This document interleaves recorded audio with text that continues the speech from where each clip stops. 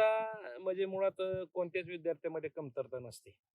कारण आता मी अध्यापन करत असताना पाहतो की विद्यार्थ्यांमध्ये इतक्या क्षमता आहेत की त्या क्षमतांना खरं उतरणं आपण कमी पडतो विद्यार्थ्यांना देण्यामध्ये. कारण कुठलंही कार्य असो, शाळेतलं एखादा प्रोजेक्ट असेल किंवा एखादं काम करायचं असेल किंवा तर मुलं इतक्या वानरसेना म्हणतो ना आपण, वानरसेना तशा पद्धतीने काम करून टाकतात. पालकांनी विद्यार्थ्यांकडं नियमित अभ्यास तो करतो का, चिंतन मनन किंवा असं. आणि सगळ्यात महत्वाचं लहान मुलांपासून मोठ्या मुलं म्हणजे किशोरवयीन मुलांपर्यंत पालकांनी आपला मुलगा कुठं वाम मार्गाला किंवा वाईट मार्गाला जातोय का एवढं जरी पाहिलं आणि आपला मुलगा एक आदर्श आचरण जर करत असेल, व्यवस्थित वागत असेल तर मुलगा वायपट जाणार नाही. तो शिक्षणामध्येच पुढे असावा असं नाही. तो जर उद्यमशील असेल तर तो वेगळ्या क्षेत्रामध्ये देखील करिअर घडू शकतो. परंतु तो त्याच्याकडे फक्त लक्ष देणं गरजेचं आहे आणि त्याला त्यानुसार आपण वागणं त्याच्यासाठी गरजेचं. एक विचार देखील आपला आयुष्य बदलू शकतो. हा मी विचार आपल्या समोर एक सांगू इच्छितो. तुलना झालीच नाही पाहिजे, परंतु तुलना केलीच जाते असं आहे. त्याचा मुलांवर वाईट परिणाम होतो. मुलांना नेहमी सकारात्मक बोला, मुलांना नेहमी पॉझिटिव्ह बोला. त्या जर दृष्टीने आपण वागलो तर मुलं देखील पॉझिटिव्ह विचार करतात आणि त्यानुसार ते वागायचा प्रयत्न करतात. शालेय परिपाठाचं मटेरियल म्हणजे संदर्भ ग्रंथ म्हणतो की तो संदर्भ ग्रंथच उपलब्ध नव्हता. शालेय परिपाठ, त्यामुळे शालेय परिपाठाचा संदर्भ ग्रंथ किंवा सध्या जर आपण विचार केला तर शालेय परिपाठासाठी जर फलक लेखन करायचं असेल तर मोबाईल काढायचा किंवा इकडून तिकडून सर्च करायचा आणि लिहायचं. तर शाळेसाठी ते संदर्भ ग्रंथ म्हणून उपयोगी आहे. आणि एवढंच नाही तर ते शालेय परिपाठ नावाचं पुस्तक जे आहे ते प्रत्येक मुलासाठी उपयुक्त आहे. प्रत्येक मुलांजवळ असणं गरजेचं आहे. आणि मी माझ्या स्वतःचा अनुभव सांगतो. माझ्या शाळेतील मुलांना मी पुस्तकं दिली तर ते इतका त्याचा अभ्यास करतात की इतका परिणाम त्यांच्यावर झाला की सखोल ज्ञान, त्यांना जनरल नॉलेजचे कुठलेही प्रश्न विचारले तर ते उलट पेक्षा जास्त म्हणजे जे त्याचा संदर्भ घेऊन इतर अवांतर वाचनाकडे देखील मुलं वळली आणि त्या दृष्टीने ते विचार करू लागली.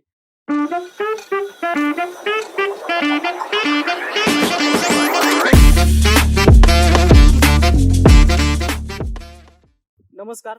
तर आज आपण चर्चा करणार आहोत विद्यार्थ्यांविषयी. खरं तर विद्यार्थ्यांविषयी आपण खूप चर्चा केली की विद्यार्थ्यांनी कसं वागावं, कसं राहावं आणि विद्यार्थ्यांनी शाळेत वागत असताना काय करावं याच्याबद्दल चर्चा केलीच आहे. पण आज आपण शिक्षकांनी देखील परिपाठामध्ये काय घ्यावं, परिपाठ करत असताना कोणते कोणते मुद्दे असावेत, कसा असावा याबद्दल चर्चा करणार आहोत. आणि ही चर्चा करण्यासाठी एक नवीन पुस्तक शालेय परिपाठ म्हणून आज मार्केटमध्ये आलेलं आहे आणि त्या पुस्तकाचे लेखक श्री अजित कणसे सर आज आपल्यासोबत आहेत. सर नमस्कार. नमस्कार. तर सरांशी आपण चर्चा करणार आहोत की हे पुस्तक नक्की काय आहे आणि प्रत्येक शाळेतल्या शिक्षकांनी, विद्यार्थ्यांनी हे पुस्तक का वाचावं, त्या पुस्तकामध्ये काय आहे, तर याची आपण आज चर्चा करणार आहोत. तर सर, सुरुवातीला पहिला प्रश्न की हेच पुस्तक, आता आपण बघतो की बाकीचे भरपूर टॉपिक आहेत आपल्याला पुस्तक लिहिण्यासाठी, पण शालेय परिपाठ हेच पुस्तक लिहावं असं तुम्हाला का वाटलं? मी लहानपणापासून ज्यावेळेस शालेय जीवनामध्ये माझी शाळा महात्मा गांधी विद्यालय या शाळेमध्ये मी स्वतः परिपाठ तो अनुभवलेला आहे. शालेय परिपाठ आमचा दररोज असायचा आणि नंतर D.Ed ला गेल्यानंतर देखील तिथेही परिपाठ व्हायचा. परंतु ज्यावेळी मी माझ्या पहिल्या शाळेला गेलो त्यावेळेस मी पाहिलं की शालेय परिपाठ घ्यायला पाहिजे, परंतु जसं संदर्भ ग्रंथ हवा आहे तसा तो मिळत नव्हता. आणि मी विचार पण करायचो की संपूर्ण महाराष्ट्रामध्ये अशा प्रकारचं पुस्तक का उपलब्ध होत नाही. सप्तरंगी प्रेरणा नावाचं एक पुस्तक होतं, परंतु ते अपडेट न झाल्यामुळं ते जरा कालबाह्य झालं. आणि मग मीच विचार केला की एक जर आपणच पुस्तक लिहायचा विचार केला तर. आणि हा विचार मी जवळपास 10-12 वर्षापूर्वी विचार हा केलेला होता. आणि लिहित असताना या पुस्तकाला एक दर्जा असावा, दर्जेदार पुस्तक असावं या दृष्टीने त्याच्यासाठी मला खूप वेळ गेला. आणि शाळा बघत बघत ते पुस्तक मी लिहित गेलो आणि ते पुस्तक होत गेलं. आणि एक महत्वाकांक्षी योजना म्हटलं तरी चालेल की मला एक माझं ड्रीम प्रोजेक्ट मला वाटायचं ते मी सत्यात उतरवलं, याचा मला खूप मनस्वी आनंद आहे. नक्कीच खूप चांगलं पुस्तक आहे. मी जेव्हा पुस्तक वाचलं त्याच्यामध्ये मग सुविचार असेल, म्हण असेल, म्हणजे आपल्याला जे टॉपिक मराठीमध्ये वेगवेगळे शिकवले जातात त्याचं एकत्रीकरण करून तुम्ही ते प्रत्येक दिवशी काय वाचावं, काय असावं असं हे पुस्तक आहे. तर काय नक्की ह्या पुस्तकामध्ये जर विद्यार्थ्यांनी वाचायला घेतलं तर काय आढळून येईल, थोडक्यात काय सांगाल? तर प्रथमतः शालेय परिपाठ हे पुस्तक फक्त शाळा आणि विद्यार्थी यांच्यासाठी नाही, तर शिक्षक, पालक असतील किंवा सर्वांसाठी अत्यंत उपयुक्त आहे. आणि या पुस्तकामध्ये मी एक रचना केलेली आहे की एक सुविचार असतील, म्हण असेल, वाक्यप्रचार असतील, इंग्रजी शब्द असतील, त्या दिवशी घडलेल्या घटना असतील, म्हणजे दिनविशेष, त्या दिवशीचे जन्म, मृत्यू, त्या दिवशीच्या घडलेल्या घटना असतील, त्या क्रमवार दिलेल्या आहेत. आणि त्या दिवशी एखाद्या व्यक्तीचा जन्म असेल किंवा मृत्यू असेल, त्या व्यक्तीची माहिती त्या पुस्तकामध्ये सविस्तररित्या, त्याचा जन्म, बालपण, त्याचं शिक्षण, त्याचं कार्य, त्याचे त्यांनी लिहिलेले ग्रंथ संपदा असेल किंवा त्यांना मिळालेले पुरस्कार असतील आणि त्यांचं निधन कशा पद्धतीने, म्हणजे कुठं झालं, अशा पद्धतीची एक व्यवस्थित सिस्टमॅटिक रचना करून ते पुस्तक त्या व्यक्तिविशेष मध्ये माहिती घेतलेली आहे. आणि महाराष्ट्र असेल, भारत असेल, जग असेल, संपूर्ण जगाची, म्हणजे संपूर्ण जनरल नॉलेज जे आहे म्हणतो आपण, ते संपूर्ण जनरल नॉलेज, सामान्य ज्ञान या विभागात दिलेलं आहे. आणि शेवटी ऐकावे ते नवल हा एक टॉपिक घेतलेला आहे. की का घेतला तो टॉपिक, तर मी विचार करायचो शालेय जीवनामध्ये, आता लहान असताना विनोद म्हणून असायचा, जोक्स असायचे, की जोक्स खूप आवड असायची. जोक्स कुठं असतील तर आपण ते आवर्जून वाचायचो किंवा बघायचो. परंतु जर ते पुस्तकाची रचना पाहिली, मी आता जे सांगितली तुम्हाला, तर त्या रचनेमध्ये विनोद जर घेतला तर जागा पुरली नसती, मोठं पुस्तक झालं असतं. त्यामुळे मग मी ऐकावे ते नवल घेतलेलं आहे. ते ऐकावे ते नवल खरंच वाचण्यासारखं आहे, आपण ते अवश्य वाचावं. म्हणजे अशी सगळी पद्धतीने त्याची रचना केली. ओके, म्हणजे जे पूर्वीच्या काळी आपल्याला, म्हणजे आता पेपरमध्ये दिनविशेष वगैरे यायचे, ते तुम्ही सगळे वाचून वगैरे याच्यामध्ये लिहिलेले. तर याची माहिती पाहता, दिनविशेष पाहता, म्हणजे प्रत्येक दिवशी काय घडलं, परत त्याच्यामध्ये विनोद असेल, म्हण असतील, सामान्य विज्ञान त्या रिलेटेड असेल, खूप सारी माहिती याच्यामध्ये आहे पुस्तकामध्ये. बरोबर. पण याचा रिसर्च, म्हणजे आता हे पुस्तक लिहिणं साधं काम नाही, मग याचा रिसर्च करताना किती वेळ गेला आणि हे पुस्तक लिहायला पूर्ण कालावधी किती होता, किती गेला? तर 10-12 वर्षापूर्वी हा विचार माझ्या डोक्यात आला आणि शाळा बघत बघत हे पुस्तक मी लिहिण्याचा प्रयत्न केला, लिहित गेलो. आणि कोरोना काळात मी खूप पूर्ण वेळ दिला, म्हणजे सकाळी 7 वाजता गेल्यानंतर संध्याकाळी जवळपास 10-11 वाजता मी माघारी खाली स्टडी रूम मधून यायचो. फक्त जेवायला वगैरे असा वेळ गेला तर ठीक आहे, नाही तर पूर्ण वेळ त्या पुस्तकासाठी गेलाय. आणि अलीकडच्या शेवटच्या काळात तर अक्षरशः 1-1, 1:30 वाजेपर्यंत एडिटिंग, टायपिंग, अशा पद्धतीने व्यवस्थित पुस्तक कसं होईल, त्याची रचना कशा पद्धतीने व्यवस्थित होईल, याचा प्रयत्न करून त्याच्यासाठी खूप वेळ दिलेला आहे. आणि ते पुस्तक लिहित असताना म्हणजे फक्त मी कुठलं घेतली माहिती, मटेरियल आणि ते उचलून आहे असं कॉपी पेस्ट केलं किंवा लिहिलं, अशा पद्धतीचं नाही. जर माहिती घ्यायची असेल तर मी म्हणजे 7-8 पुस्तकं वाचणे, त्या व्यक्तींविषयी असेल किंवा नेटवर मराठी, हिंदी, इंग्रजी असेल, वेगवेगळे वेबसाईट असेल, ते सगळे पाहणे, त्या डोक्यात म्हणजे कच्चं तयार करणं मसुदा, आणि तो कच्चा मसुदा तयार करून तो लिहिणे, लिहून नंतर पक्का लिहिणे, आणि पक्का परत नंतर शेवटी तुम्हाला जे सांगितलं ते सिस्टमॅटिक पद्धतीने एक मांडणी करून परत आपल्यासमोर ते शालेय परिपाठ या नावाने आपल्यासमोर पुस्तक मांडलेलं आहे. म्हणजे जवळजवळ 14 ते 15 वर्षांचा कालावधी हे पुस्तक लिहिण्यासाठी गेलेलं आहे. हो, खरंच खूप मोठी पेशन्स लेवल जे म्हणतो आपण, 14 ते 15 वर्षांचा काळ काही छोटा नाहीये. तर असा सरांनी हे पुस्तक लिहिले, 14-15 वर्षापासून ते प्रयत्न करतात. असं हे लिहून आता कुठेतरी कम्प्लीट झाले आणि आता मार्केटमध्ये अवेलेबल आहे. तर सर लेखक तर आहेतच, पण त्याबद्दल शिक्षक पण आहेत. हो. तर आता आपण थोडं विद्यार्थ्यांना रिलेटेड बोलूयात. पुस्तकाबद्दल आपण आता थोड्या चर्चा केल्या, आता विद्यार्थ्यांकडे येऊया. तर काय वाटतं की आजचा विद्यार्थी, तुम्ही जेव्हा शिकवता शाळेमध्ये, तर त्याच्यामध्ये काय जाणवतं की काय कमतरता आहे? आणि असं म्हणतात की आजकालची मुलं खूप ऍडव्हान्स आहेत, तर प्लस पॉईंट काय? तर विद्यार्थ्यांची कमतरता आणि प्लस पॉईंट काय सांगाल याबद्दल? कमतरता म्हणजे मुळात कोणत्याच विद्यार्थ्यामध्ये कमतरता नसते. कारण आता मी अध्यापन करत असताना पाहतो की विद्यार्थ्यांमध्ये इतक्या क्षमता आहेत की त्या क्षमतांना खरं उतरणं आपण कमी पडतो विद्यार्थ्यांना देण्यामध्ये. कारण कुठलंही कार्य असो, शाळेतलं एखादा प्रोजेक्ट असेल किंवा एखादं काम करायचं असेल किंवा, तर मुलं इतक्या वानरसेना म्हणतो ना आपण, वानरसेना तशा पद्धतीने काम करून टाकतात.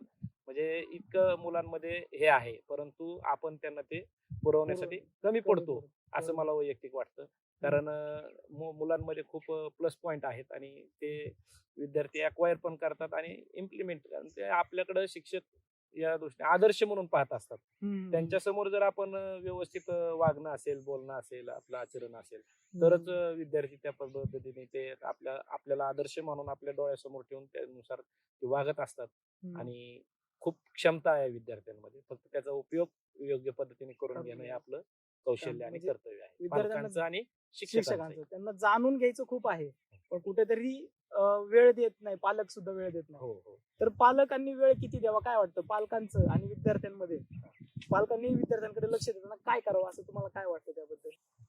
पालकांनी विद्यार्थ्यांकडं नियमित अभ्यास तो करतो का, चिंतन मनन किंवा असं, आणि सगळ्यात महत्वाचं लहान मुलांपासून मोठ्या मुलं म्हणजे किशोरवयीन मुलांपर्यंत पालकांनी आपला मुलगा कुठं वाम मार्गाला किंवा वाईट मार्गाला जातोय का एवढं जरी पाहिलं आणि आपला मुलगा एक आदर्श आचरण जर करत असेल, व्यवस्थित वागत असेल, तर मुलगा वायपट जाणार नाही. तो शिक्षणामध्येच पुढे असावा असं नाही. तो जर उद्यमशील असेल तर तो वेगळ्या क्षेत्रामध्ये देखील करिअर घडू शकतो, परंतु तो त्याच्याकडे फक्त लक्ष देणं गरजेचं आहे आणि त्याला त्यानुसार आपण वागणं त्याच्याशी गरजेचं आहे. बरोबर, नक्कीच.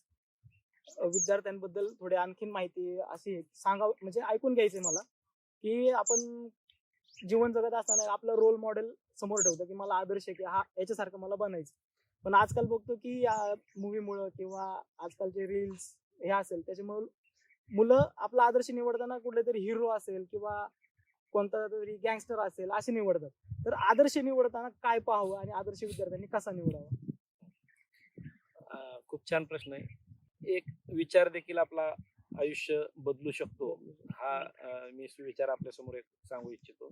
आणि मी जे पुस्तक लिहिलेलं आहे, खऱ्या अर्थानं तुम्ही जे सांगितलं की एक आदर्श आपल्या डोळ्यासमोर असणं गरजेचं आहे, तर मी खूप म्हणजे लवकर नाही, परंतु 10वी-12वीच्या नंतर मी पुस्तक वाचनाला खऱ्या अर्थाने सुरुवात केली.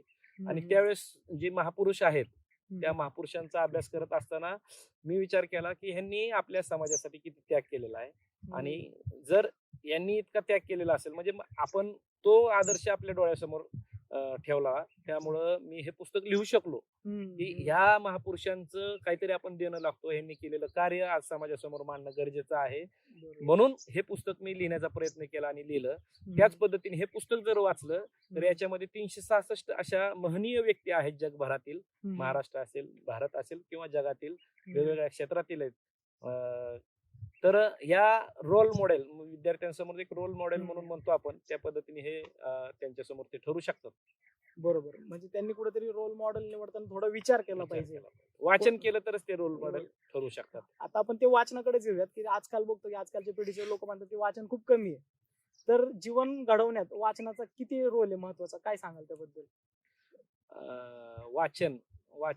वाचनासाठी पुस्तक महत्वाचं आहे. आणि पुस्तकाने मस्तक सुधारतं, सुधारलेलं मस्तक कोणापुढेही मस्तक होत नाही, हा एक सुविचार आहे. किंवा ज्याच्या घरी नाही पुस्तकाचे कपाट त्याचे घर होईल भुईसपाट असं देखील म्हटलं जातं.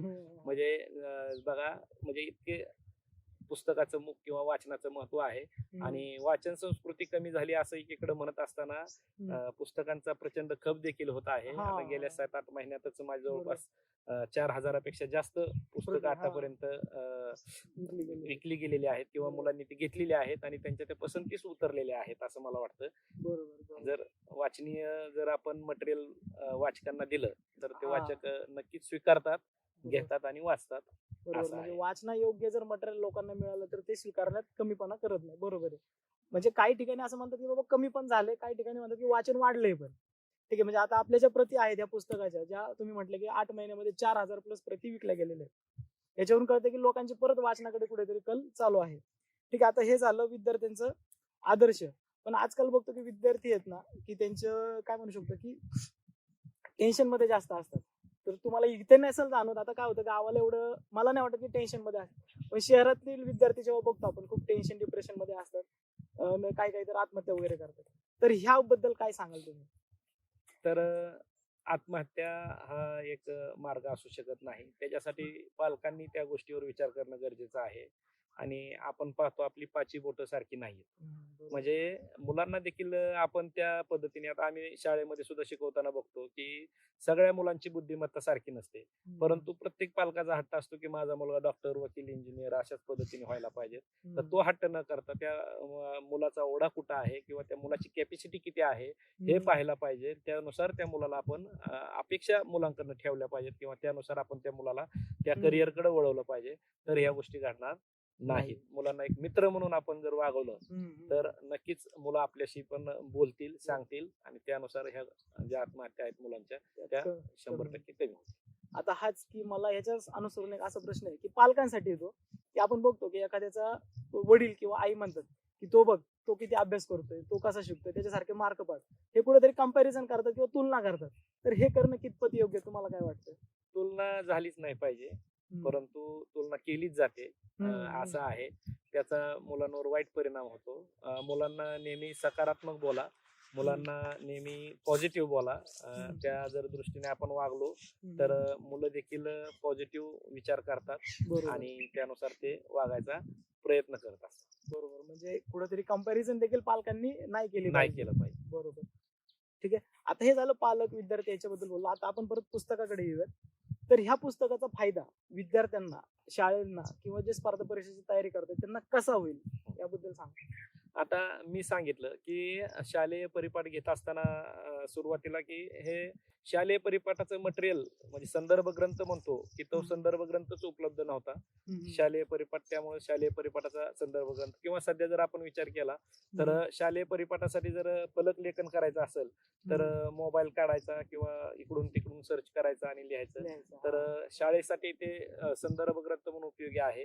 आणि एवढंच नाही तर ते शालेय परिपाठ नावाचं पुस्तक जे आहे ते प्रत्येक मुलासाठी उपयुक्त आहे, प्रत्येक मुलांजवळ असणं गरजेचं आहे. आणि मी माझ्या स्वतःचा अनुभव सांगतो. माझ्या शाळेतील मुलांना मी पुस्तकं दिली तर ते इतका त्याचा अभ्यास करतात की इतका परिणाम त्यांच्यावर झाला की सखोल ज्ञान, त्यांना जनरल नॉलेजचे कुठलेही प्रश्न विचारले तर ते उलट पेक्षा जास्त म्हणजे जे त्याचा संदर्भ घेऊन इतर अवांतर वाचनाकडे देखील मुलं वळली आणि त्या दृष्टीने ते विचार करू लागली. म्हणजे शाळेसाठी उपयुक्त आहे, मुलांसाठी उपयुक्त आहे आणि पालकांसाठी देखील संदर्भासाठी. जर समजा मुलांना भाषणाची तयारी करायची असेल तर पालकांना प्रश्न पडतो मी भाषण कुठनं लिहून देऊ. बरोबर. तर प्रत्येक महापुरुषांची किंवा प्रत्येक व्यक्तींची माहिती त्या पुस्तकामध्ये आहे. म्हणजे तो प्रश्न देखील पालकांचा हे होतोय. आणि शिक्षकांजवळ तर विषयच नाही, कारण शिक्षकांना जरी असलं, शिक्षकांजवळ माहिती जरी असली तरी शिक्षकांजवळ देखील संदर्भ ग्रंथ म्हणून हे पुस्तक असणं गरजेचं आहे. आणि जी मुलं सध्या स्पर्धा परीक्षेचा अभ्यास करतायत तर सामान्य ज्ञान म्हणतो किंवा जनरल नॉलेज त्या पुस्तकामध्ये खूप ठासून भरलेलं आहे. तुम्ही जर ते पुस्तक पाहिलं तर नक्कीच तुम्हाला त्याची प्रचिती येईल. नक्कीच हे पुस्तक सगळ्यांनी पहा, मागवा. तर तेच की आता जर एखाद्याला पुस्तक मागवायचे, आपण हे पुस्तक ऑल ओव्हर महाराष्ट्र, इंडिया सगळीकडे प्रोव्हाइड करतो. संपूर्ण जिल्ह्यांमध्ये आतापर्यंत हे पुस्तक गेलेलं आहे. भरपूर या पुस्तकाला मागणी आहे आणि शाळा सुरू झाल्यानंतर तर त्याचा खप प्रचंड वाढतो. आणि हे पुस्तक मी स्वतः वितरित करतो. विक्रेते आहेत किंवा अमेझॉनवर सुद्धा तुम्हाला ते पुस्तक उपलब्ध होऊ शकतंय. आणि जास्त प्रती जर घेतल्या तर तुम्हाला ते भरपूर जास्त सवलत तुम्हाला त्या पुस्तकावर मिळू शकते. तर हे पुस्तक जे आहे शालेय परिपाठ हे पुस्तक जर कोणाला पाहिजे असेल तर स्क्रीनवरती नंबर असेल त्याच्यावरती संपर्क करा. डिस्क्रिप्शन मध्ये मी लिंक देईल. अमेझॉनची जी लिंक आहे ती मी डिस्क्रिप्शन मध्ये देईल.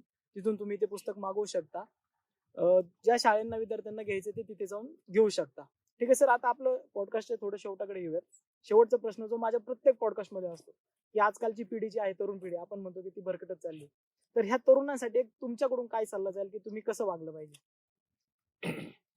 तरुणांनी विचार केला तर बघा, स्वच्छंदी असलं पाहिजे. म्हणजे आता मी पूर्वी सांगितलं होतं की आता कसं झालंय, मोबाईलमुळं नाही ते आदर्श मुलांसमोर येत आहेत किंवा मुलांसमोर जे चित्र आपण दाखवतो किंवा समोर विद्यार्थी ज्या वातावरणात वागतो त्या वातावरणानुसार किंवा ते आदर्श विद्यार्थी स्वतः समोर ठेवतो. तर तसं न करता पालकांनी देखील एक चांगले आदर्श विद्यार्थ्यांसमोर उभा करायला पाहिजेत किंवा ते तसं चित्र निर्माण व्हायला पाहिजे. तसं वातावरण जर झालं तर नक्कीच एक आदर्श विद्यार्थी हा आपल्या देशाचं भवितव्य ठरू शकतं आणि आपला देश उज्ज्वल होण्यासाठी त्या तरुणांचा उपयोग होऊ होऊ शकतो. ठीक आहे, तर सरांनी खूप मोलाचा सल्ला आज आपल्याला दिलेला आहे. तर सर, तुम्ही आज वेळात वेळ काढून इथे आलात. आपण तुमच्या पुस्तकाबद्दल माहिती घेतली, विद्यार्थ्यांबद्दल माहिती घेतली आणि जाणून घेतलं. त्याबद्दल सर तुम्ही आलात, त्याबद्दल सर तुमचे मनापासून आभार. सर, धन्यवाद. धन्यवाद.